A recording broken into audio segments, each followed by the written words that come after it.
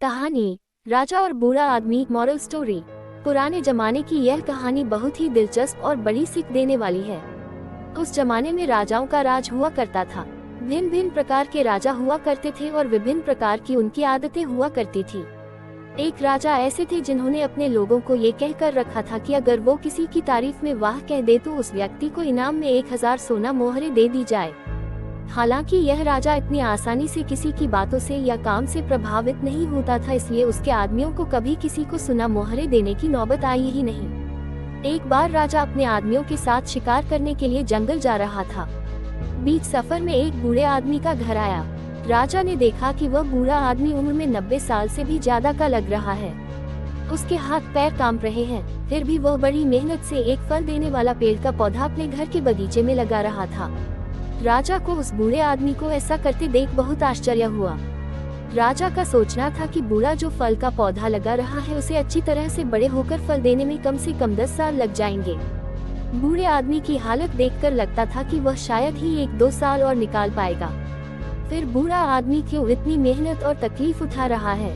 राजा अपने आदमियों के साथ उन्हीं के पास पहुंचा और उसने यही प्रश्न बूढ़े से किया तो बूढ़े ने कहा, महाराज, अगर यही सोच मेरे दादा परदादा रखते तो आप मेरे बगीचे के इन कई पेड़ों को जो वह मेरी उम्र के थे तब लगा कर गए थे शायद यहाँ नहीं देख पाते और न ही मुझे उनसे फल खाने के लिए मिलते।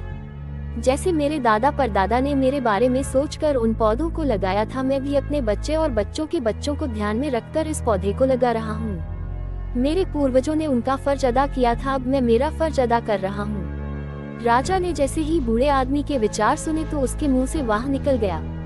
राजा के आदमियों ने राजा के मुंह से वाह शब्द सुनते ही उस बूढ़े आदमी को 1000 सोना मोहरों की थैली इनाम के रूप में दे दी। 1000 सोना मोहरे पाकर बूढ़ा आदमी बहुत खुश हो गया और उसने कहा कि देखिए महाराज, आप कहते थे कि यह पौधा मुझे शायद फल नहीं दे पाएगा, लेकिन इस पौधे ने तो मुझे आज ही सोना मोहरों के रूप में फल दे दिया। बूढ़े आदमी के सकारात्मक विचारों से प्रभावित होकर राजा ने फिर से 2 बार वाह वाह बोला।